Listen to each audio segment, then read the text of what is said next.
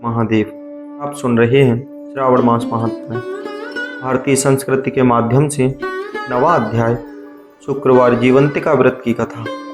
ईश्वर बोले, हे सनत कुमार, इसके बाद अब मैं शुक्रवार व्रत का आख्यान कहूँगा। इसे सुनकर मनुष्य संपूर्ण आपदा से मुक्त हो जाता है। लोग इससे संबंधित एक प्राचीन इतिहास का वर्णन करते हैं। पांडव वंश में उत्पन्न एक सुशील नामक राजा था। अत्यधिक प्रयत्न करने पर भी उसे पुत्र प्राप्ति नहीं हो सकी। उसकी सर्वगुण संपन्न मुकेशी नामक भार्या थी। जब उसे संतान न हुई तो वह बड़ी चिंता में पड़ गई। अब स्त्री स्वभाव के कारण इतने सामूहिक मुक्त मन वाली उसने मासिक धर्म के समय प्रत्येक महीने में वस्त्र के टुकड़ों को अपने उदर पर बांधकर उदर को बड़ा बना लिया और अपनी सूति का अनुकरण करने वाली किसी अन्य गर्भणी स्त्री को ढूंढने लगी। भावी देवियों से उसके पुरोहित की पत्नी गर्भणी थी। अब कपट करने वाली राजा की पत्नी किसी प्रसव करने वाले को इस कार्य में लगा दिया और उसे एकांत में बहुत धन देकर वह रानी चली गई। तत्पश्चात रानी को गर्भणी जानकर राजा ने उसका अंशवन और नवलोभन संस्कार किया। 8वां महीना होने पर सीमंतोन्नयन संस्कार के समय राजा अत्यंत हर्षित हुए। इसके बाद उस पुरोहित पत्नी का प्रसव काल सुनकर वह रानी भी उसी के समान सभी प्रसव संबंधी चेष्टाएं करने लगी। पुरोहित की पत्नी चूंकि पहली बार गर्भिणी थी, सूत के कार्य के प्रति वह अभिज्ञ थी, केवल प्रसव करने वाली दाई के कहने में स्थित थी। उस दाई ने पुरोहित पत्नी के साथ छल करते हुए उसके नेत्रों पर पट्टी बांधी और उस प्रसव के अनंतर उस पुत्र को किसी के हाथ में रानी के पास पहुंचा दिया। इस बात को कोई भी न जान सका। तदंतर रानी से उस पुत्र को लेकर वह घोषित कर दिया कि मुझे पुत्र उत्पन्न हुआ है।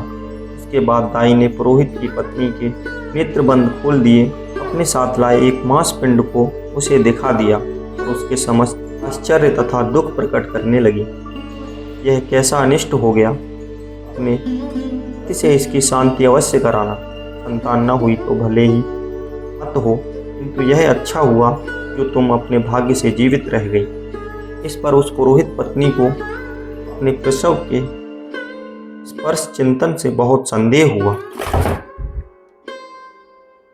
ईश्वर बोले, राजा ने पुत्र जन्म का समाचार सुनकर जात कर्म संस्कार कराया और ब्राह्मणों को हाथी, घोड़े तथा रथ प्रदान किए। उन नरेश ने कारागार में पड़े सभी कैदियों को प्रसन्नता पूर्वक मुक्त करा दिया। पश्चात राजा ने सूतक के अंत में नामकर्म तथा अन्य सभी संस्कार किए। उन्होंने पुत्र का नाम प्रियव्रत रखा। हे सनत कुमार, श्रावण मास के आने पर पुरोहित की पत्नी ने शुक्रवार के दिन भक्ति पूर्वक देवी जीवंतिका का पूजन किया। भित पर अनेक बालकों सहित देवी जीवंतिका की मूर्ति बनाकर पुष्प तथा माला से उनकी पूजा करके गोधूम की पीठी के बनाए गए 5 दीपक उनके सम्मुख उसने जलाए और स्वयं भी गोधूम चूर्ण का भक्षण किया और उनकी मूर्ति पर चावल फेंका तथा कहा, हे जीवंती, करुणा, जहाँ भी मेरा पुत्र विद्यमान हो आप उसकी रक्षा करना। यह प्रार्थना करके उसने कथा सुनकर यथाविधि नमस्कार किया तथा जीवंतिका की कृपा से वह बालक दीर्घायु हो गया। तो देवी उसकी माता की श्रद्धा भक्ति के कारण दिन रात उस बालक की रक्षा करने लगी। इस प्रकार कुछ समय बीतने पर राजा की मृत्यु हो गई। पितृभक्तों उनके पुत्र ने उनकी अलौकिक क्रिया संपन्न की। इसके बाद मंत्रियों तथा पुरोहितों ने व्रत को राज्य पर अभिषिक्त किया तथा कुछ वर्षों तक प्रजाओं का पालन करके तथा राज्य भोग कर वे पितरों के ऋण से मुक्ति के लिए गया जाने की तैयारी करने लगे। राज्य भार वृद्ध मंत्रियों को भक्ति पूर्वक सौंपकर और स्वयं के राजा होने का भाव त्याग कर उन्होंने कार्पट का वेश धारण कर लिया और गया के लिए प्रस्थान किया। मार्ग में किसी नगर में किसी गृहस्थ के घर में उन्होंने निवास किया। उस समय उस गृहस्थ की पत्नी को प्रसव हुआ था। इसके पहले ही षष्ठी देवी ने उसके 5 पुत्रों को उत्पन्न होने के 5वें दिन मार डाला था। राजा भी उस समय 5वें ही दिन वहां गए थे। रात में राजा के सो जाने पर उस बच्चे को ले जाने के लिए षष्ठी आई। जीवंतिका देवी ने उस षष्ठी को यह कहकर रोका कि राजा को लांग कर मत जाओ। जब जीवंतिका के निषेध करने से वह षष्ठी जैसी आई कि वैसी ही चली गई। इस प्रकार उस गृह स्वामी ने उस बालक को 5वें दिन जीवित रूप में प्राप्त किया। ये इतने प्रभावशाली हैं। उसने राजा से प्रार्थना की, हे राजन, आपका निवास आज के दिन मेरे ही घर में हो। हे प्रभु, आपकी कृपा से मेरा यह छठा पुत्र जीवित रह गया। उसके इस प्रकार प्रार्थना करने पर करुणानिधि उस राजा ने कहा, मुझे तो जाना है। वे राजा गया के लिए प्रस्थित हुए। वहाँ पिंडदान के लिए राजा प्रवृत्त हुए। पिंडदान के समय विष्णुपद वेदी पर कुछ अद्भुत घटना हुई। उस पिंड को ग्रहण करने के लिए 2 हाथ निकल आए। महान विस्मय युक्त राजा संशय में पड़ गए और उन्हें पिंडदान करने वाले ब्राह्मण के कहने पर उन्होंने विष्णुपद पिंड रख दिया। इसके बाद उन्होंने किसी ज्ञानी तथा सत्यवादी ब्राह्मण से इस विषय में पूछा। उस ब्राह्मण ने उनसे कहा कि ये दोनों हाथ आपके पिता के थे। इसमें संदेह हो तो घर जाकर अपनी माता से पूछ लीजिए, इस बात बता देंगे। तो राजा चिंतित तथा दुखी हुए और मन में अनेक बातें सोचने विचारने लगे। तो यात्रा करके पुनः वहां गए जहां वह बालक जीवित हुआ। उस समय भी उस स्त्री को पुत्र उत्पन्न हुआ था और उसका वह 5वां दिन था। वह जो दूसरा पुत्र हुआ था उसे लेने के लिए रात में षष्ठी आई। जीवंतिका के द्वारा पुनः रोके जाने पर षष्ठी तो उससे कहा, इसका ऐसा क्या कृत्य है अथवा क्या इसकी माता तुम्हारा व्रत करती है जो तुम दिन रात इसकी रक्षा करती हो। और षष्ठी का यह वचन सुनकर जीवंती ने धीरे से मुस्कुराकर इसका संपूर्ण कारण बता दिया। उस समय राजा शयन का बहाना बनाकर वास्तविकता का जानने के लिए जाग रहे थे। अतः उन्होंने जीवंती और षष्ठी दोनों की बातचीत सुन ली। जीवंती ने कहा, हे षष्ठी, श्रावण मास में शुक्रवार को इसकी माता मेरा पूजन में रत रहती है और व्रत के संपूर्ण नियम का पालन करती है। वह सब मैं बताती हूँ। वह हरे रंग का वस्त्र तथा हरा कंच की और हाथ में उस रंग की कांच की चूड़ी भी नहीं धारण करती। वह चावल के धोने के जल को भी कभी नहीं लांघती। हरे पत्तों के मंडप के नीचे नहीं जाती और हरे वर्ण होने के कारण करेले का साग भी नहीं खाती है। यह सब मेरी प्रसन्नता के लिए वह करती है, अतः मैं उसके पुत्र को नहीं मारने दूंगी। यह सब सुनकर राजा प्रियव्रत अपने नगर को चले गए।